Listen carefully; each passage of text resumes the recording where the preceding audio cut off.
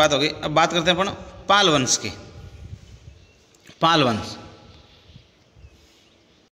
हाँ, उसके बाद में आगे के समय में देखो जो पाल वंश है इसका, जो पाल वंश का उद्गम की बात करते हैं, ठीक है। इस वंश का उद्गम है वो बंगाल में हुआ था। कहाँ हुआ था? याद रहे, पाल वंश का उद्गम हुआ था बंगाल में लगभग 750 ईस्वी में, और गोपाल नाम के व्यक्ति ने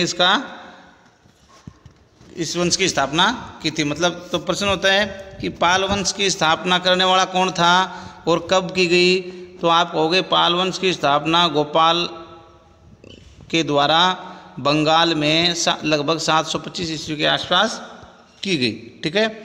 अब पहला राजा हो गया गोपाल। गोपाल के बाद में पाल वंश का दूसरा राजा होता है धर्मपाल, ठीक है।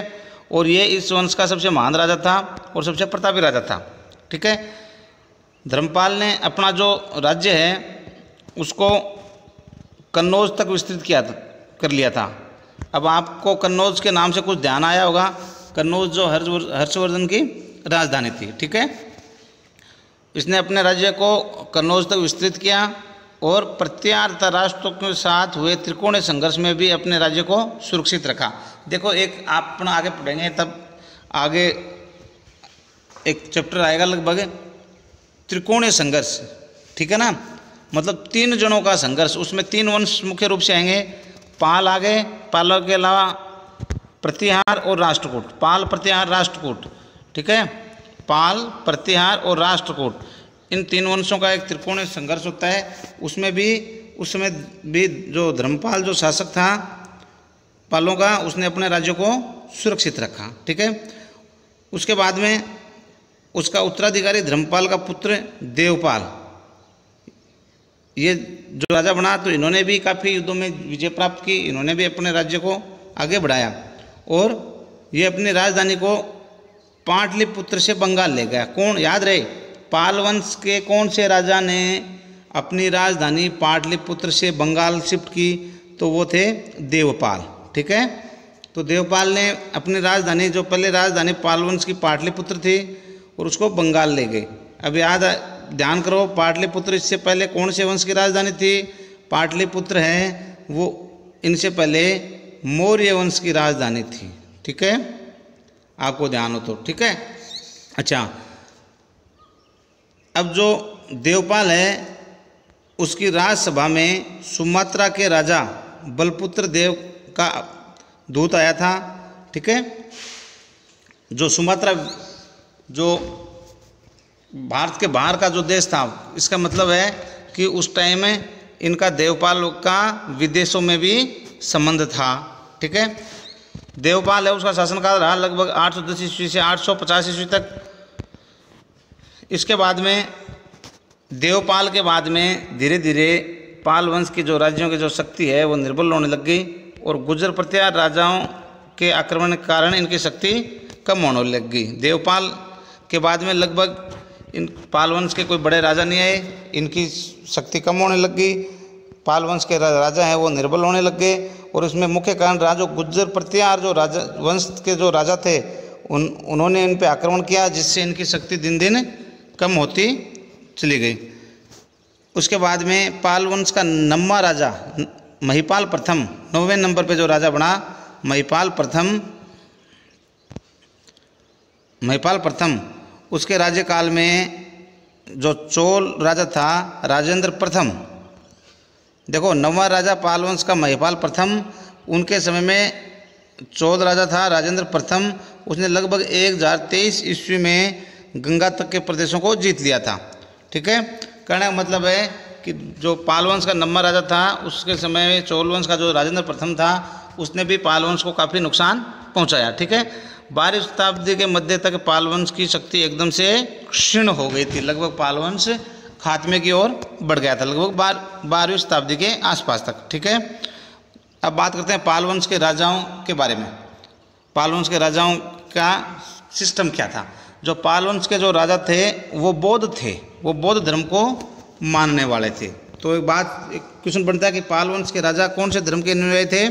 बौद्ध धर्म के अनुयायी थे, ठीक है। उनके पाल वंश के राज्यकाल में जो बौद्ध है, उन बौद्ध शिक्षा केंद्रों की बहुत ही उन्नति हुई। मतलब बौद्ध धर्म से संबंधित जो शिक्षा के केंद्र थे उनकी खूब उन्नति हुई, खूब विकास हुआ। किस समय?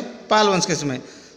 उस समय नालंदा और विक्रमशिला के जो प्रसिद्ध महाविहार थे उनको भी संरक्षण प्राप्त था। नालंदा और विक्रमशिला के जो विहार, महाविहार, बौद्ध विहार थे, उनको ये भी पाल वंश की ओर से संरक्षण प्राप्त हुआ।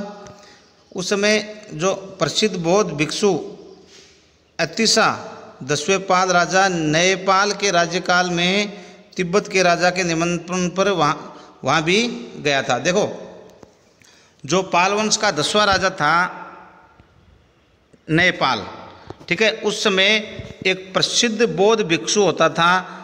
जैसे आजकल दलाई लामा ना, बौद्ध गुरु दलाई लामा, उसी तरह जो पाल वंश के 10वें राजा नयपाल के समय में एक प्रसिद्ध बौद्ध भिक्षु था अतिशा, ठीक है, वो उस समय के जो तिब्बत के राजा के बुलावे पे और तिब्बत गए थे। कहने मतलब विदेश यात्रा उन्होंने की थी, ठीक है।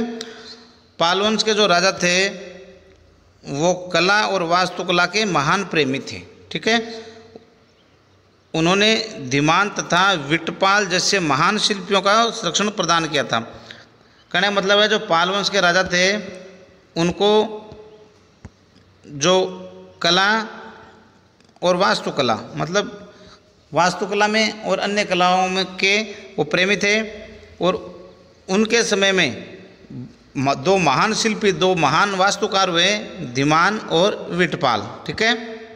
वो दरबार में रहते थे, उनको संरक्षण प्रदान था, ठीक है।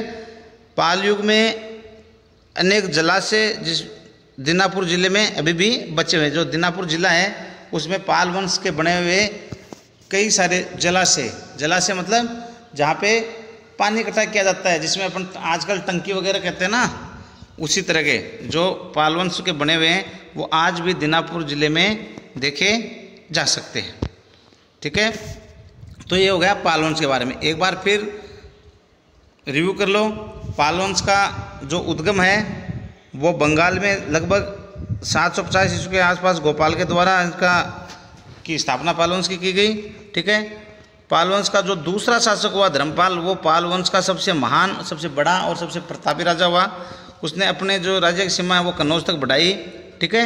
और जो त्रिकोणीय संघर्ष था प्रत्यारों और राष्ट्रकूटों के साथ पाल वंश का, उसमें भी अपने राज्य को सुरक्षित रखा, ठीक है।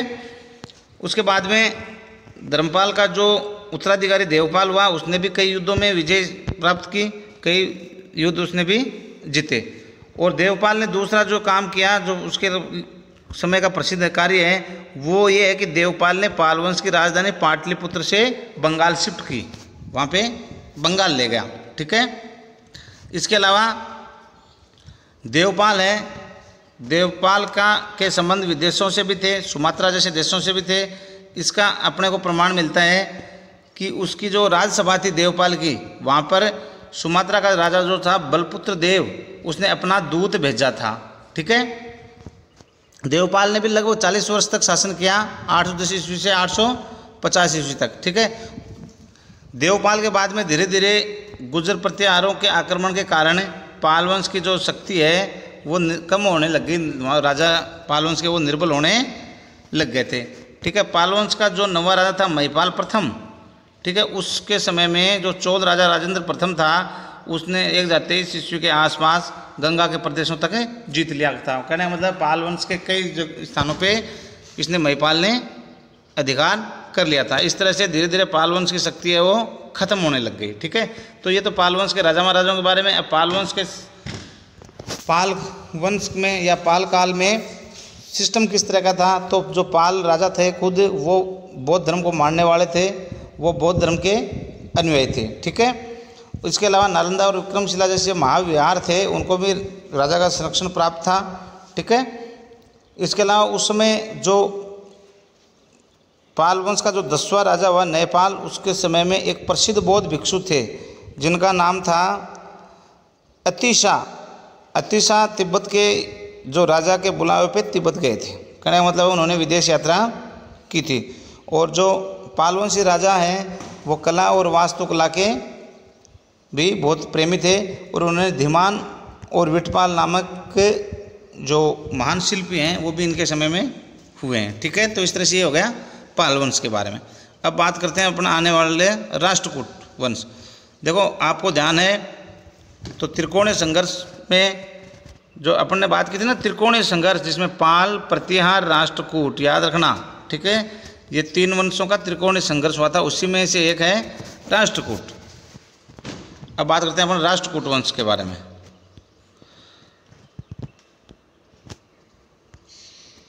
राष्ट्रकूट ये जो राजवंश है इसकी स्थापना दंतीदुर्ग ने की थी लगभग 736 ईस्वी में। दंतीदुर्ग नामक व्यक्ति के द्वारा पाल वंश की राष्ट्रकूट वंश की स्थापना की गई और उसने अपनी राजधानी है वो राज्य की राजधानी बनाया नासिक को। आज का जो नासिक है उसको दंतीदुर्ग ने अपने राजधानी बनाया और राष्ट्रकूट वंश की स्थापना की लगभग 736 ईस्वी में। ठीक है, इस वंश के कुल मिला के 14 शासक हुए हैं। कुल मिला के इस वंश के 14 राजा हुए हैं राष्ट्रकूट वंश के, उनके बारे में अपन खास पढ़ते हैं। ठीक है, सबसे पहले बात अपन दंतीदुर्ग से करते हैं। दंतीदुर्ग ने जिसने राष्ट्रकूट वंश की स्थापना की थी, दंतीदुर्ग है वो वातापी के चालुक्यों के अधीन सामंत था। वातापी नामक स्थान पे जो चालुक्य वंश था वहाँ पे दंतीदुर्ग सामंत था, मतलब मंत्री था वहाँ। ठीक है, तो उसने क्या किया, उसने जो अंतिम चालुक्य शासक कीर्तिवर्मादित्य था उसको पराजित करके दक्षिण में चालुक्यों की सत्ता को समाप्त कर दी थी। उसने क्या किया, जो चालुक्यों का अंतिम जो राजा था कीर्तिवर्मादित्य उसको हरा के और चालुक्य वंश का खात्मा किया और राष्ट्रकूट वंश की स्थापना की। ठीक है, कृष्ण प्रथम ने एलोरा के सुप्रसिद्ध कैलाशनाथ मंदिर का निर्माण कराया और इसी राष्ट्रकूट वंश का राजा कृष्ण प्रथम उसने जो एलोरा का प्रसिद्ध कैलाशनाथ मंदिर है उसका निर्माण करवाया था। ठीक है, इस वंश का जो चौथा शासक था, 4 नंबर पे जो शासक था ध्रुव है, उसने गुर्जर प्रतिहार शासक वत्सराज को पराजित किया था। देखो गुर्जर प्रतिहार जो वंश का राजा वत्सराज था उसको ध्रुव ने, जो ध्रुव राष्ट्रकूट वंश का चौथा राजा था, उसने पराजित किया था। 5वां राजा राष्ट्रकूट वंश का गोविंद तृतीय उसने भी गुर्जर प्रतिहार शासक नागभट्टद्वितीय और पाल शासक धर्मपाल को पराजित किया था। देखो आप, पाल वंश का जो राजा हुआ था धर्मपाल द्वितीय नंबर का, वो सबसे प्रतापी राजा था पाल वंश का, उनको भी राष्ट्रकूट वंश के राजा गोविंद तृतीय ने हराया था। इसके अलावा गुर्जर प्रतिहार वंश का जो नागभट्टद्वितीय था वो भी बहुत प्रतापी राजा था, उसको भी गोविंद तृतीय ने हराया था। ठीक है,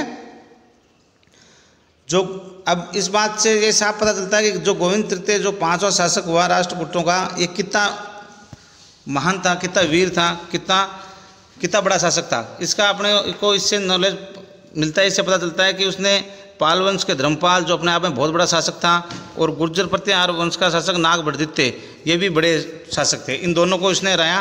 तो इसका मतलब ये जो गोविंद तृतीय वो वीर और साहसी था, तो गोविंद तृतीय ने इनको हराया और राष्ट्रकूटों का जो साम्राज्य है उसको मालवा प्रदेश से कांची तक विस्तृत कर दिया था, मतलब काफ़ी बड़े भूभाग पर इसने अधिकार कर लिया था। उसके बाद में राष्ट्रकूट वंश का 6ठा शासक अमोघ वर्ष एकदम इस जो गोविंद तृतीय था 5वां शासक उससे एकदम उल्टा ये 6ठा शासक अमोघ वर्ष हुआ। ये एकदम शांतिप्रिय था और इसने लगभग 64 वर्ष तक, बहुत लंबा समय था 64 वर्ष का, इसने लगभग 64 वर्ष तक शासन किया।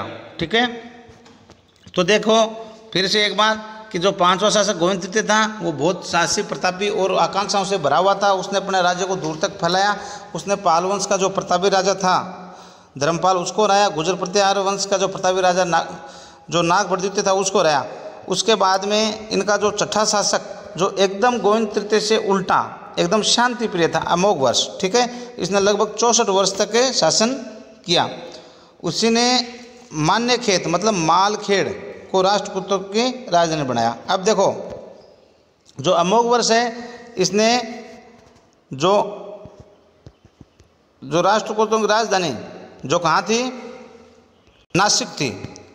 देखो पहले शुरुआत में राष्ट्रकूटों की राजधानी कहाँ थी, नासिक थी। जब दंतीदुर्ग ने इसकी स्थापना की उसके बाद में इनका जो 6ठा शासक हुआ अमोघ वर्ष उसने राष्ट्रकूटों की जो राजधानी है वो मान्यखेत या मालखेड़ वहाँ पे शिफ्ट की। ठीक है, अरब का यात्री सुलेमान, ये अमोघ वर्ष के समय में कि जो अरब का यात्री था सुलेमान, जो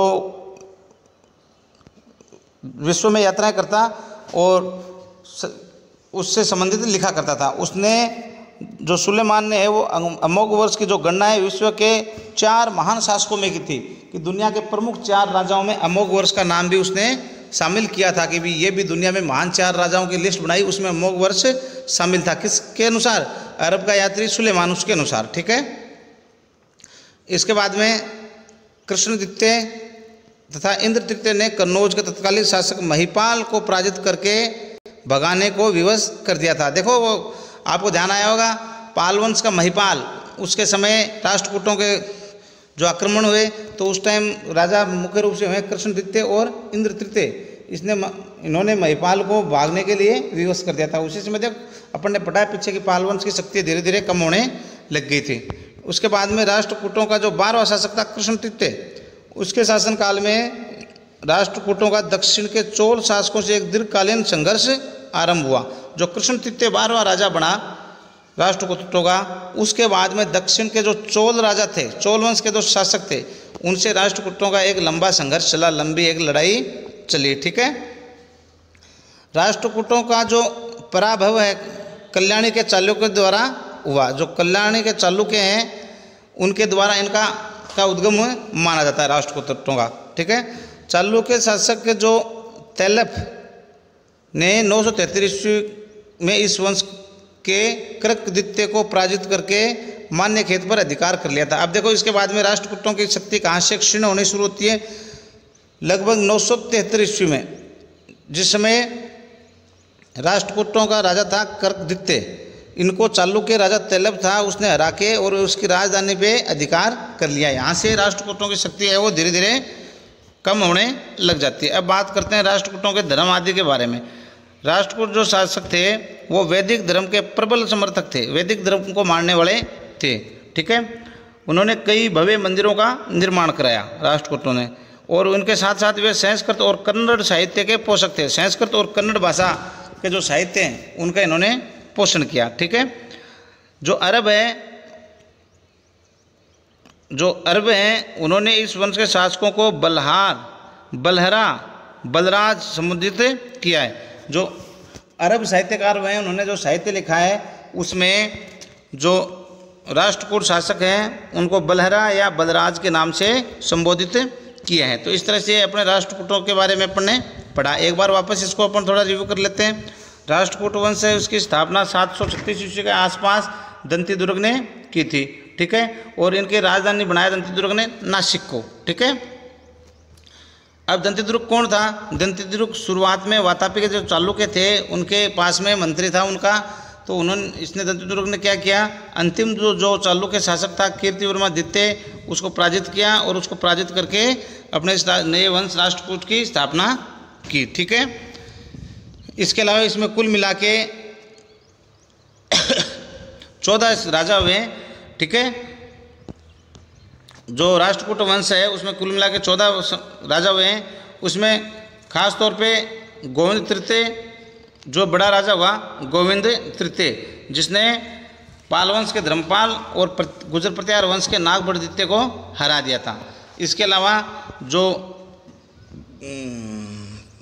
पांचवा और छठा जो शासक राष्ट्रकूट वंश का अपन ने पढ़ा, पांचवा शासक गोविंद तृतीय जो बहुत वीर था और उसने अपने राज्य की सीमा को दूर तक फैलाया, बहुत आकांक्षाओं से भरा हुआ था।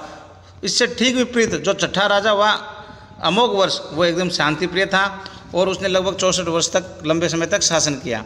तो अमोघ वर्ष के बारे में जो अरब यात्री सुलेमान है उसने दुनिया के 4 जो मुख्य महान राजा हैं, 4 महान राजा, दुनिया के तत्कालिक विश्व के 4 महान राजाओं में इसकी अमोघ वर्ष की गणना सुलेमान ने की थी।